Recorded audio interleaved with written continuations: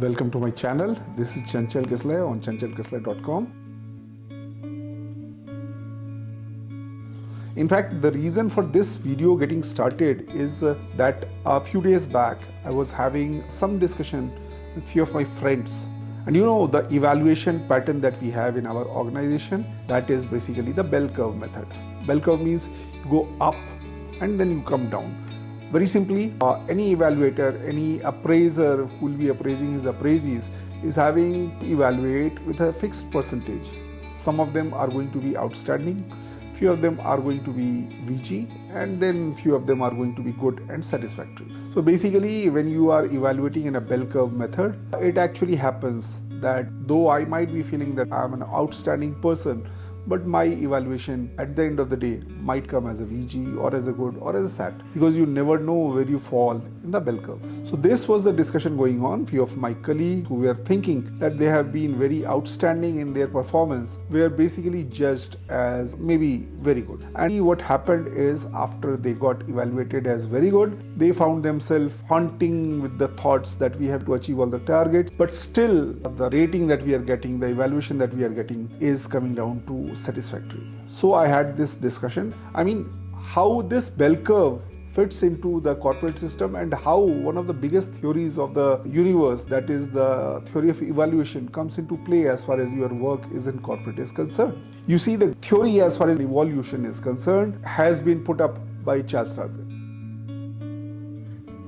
Charles Darwin, he has put up a theory which has got 4 parts, and my experience with corporate tells me that this theory is very much apt as far as corporate life is concerned, or rather your prospect in any part of your activity that you do, any part of life that you participate in is concerned. So Charles Darwin has been a genius when he formulated his theory of evolution. There are 4 parts of his theory, and the first thing that he said was overproduction. Darwin said that every species tries to overproduce. Overproduce means they create offsprings, they reproduce till the time they are able to create so many offsprings that can last the diversities of the life. So you see the small animals like rat, cockroaches, rabbits, they are reproducing like anything. I mean, you get n number of children for a rat, for a cockroach in a year. And similarly, elephant or even for human beings, the reproduction goes on a little bit slow. So every species has basically adapted as far as the reproduction is concerned, so that they bring in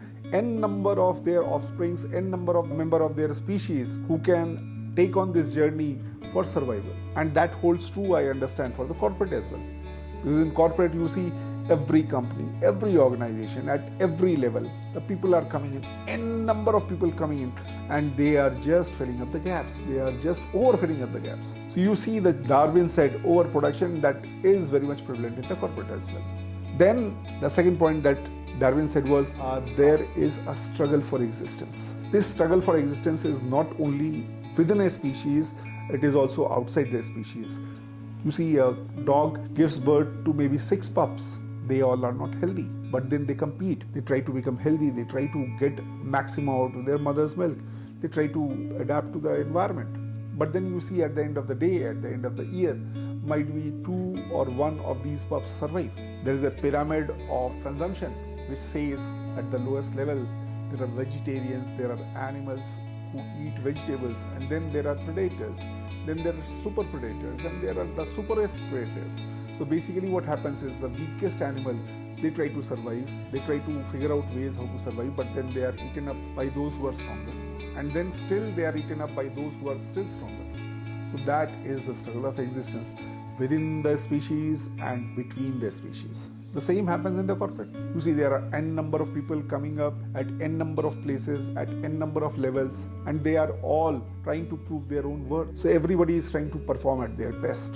But what happens? At the end of the day, they are all to be judged on a level where their performance is seen, and it is to be judged who is the best. The third part of the Darwin's theory is, of course, survival of the fittest. The survival of fittest is one of the most apt thing that implies into the corporates.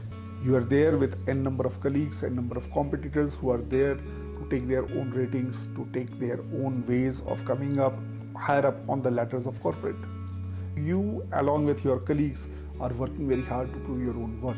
But then At the end of the day, who is the person who is able to get the results on the table? Who is there who is able to achieve the targets? Despite you might be putting a lot of efforts, despite your colleagues will be putting a lot of efforts, but it may be possible that your achievement of target much be better.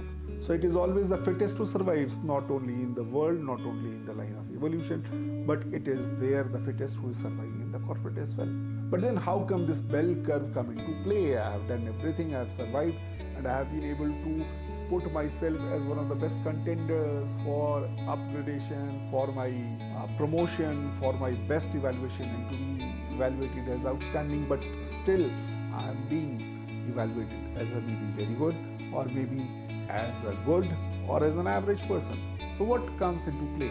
Now there comes into play the most important theory that Darwin has put up in his theory of evolution. We all tend to forget it very much. Natural selection. You see, the evolution has been going on and different species have been fighting, and there was a time when there was a species known as dinosaurs. They ruled the world. They were everywhere. They were in the water, they were on the land, they were on the air. Dinosaurs used to be herbivorous, carnivorous, all kinds. Their size was enormous. But what happened? Nobody knows for sure. Maybe that was an asteroid hitting the earth.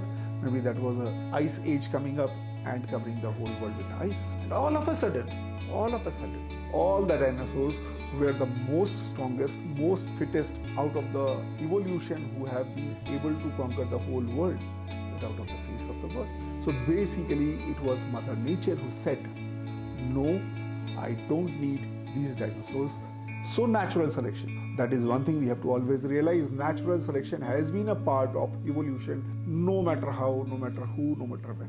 So that plays a great role as far as your movement in the corporate is concerned. I have always believed that Darwin's theory of evolution is one thing that governs the way we move up the ladder anywhere, not in corporate, even in our house, in our family, with our friends, anywhere we move up the ladder just in the way Darwin has predicted. So that was my thought for the day, dears. And so that's all for today. I'll be coming up with more of the views that I have in mind as far as the different aspects of life is concerned.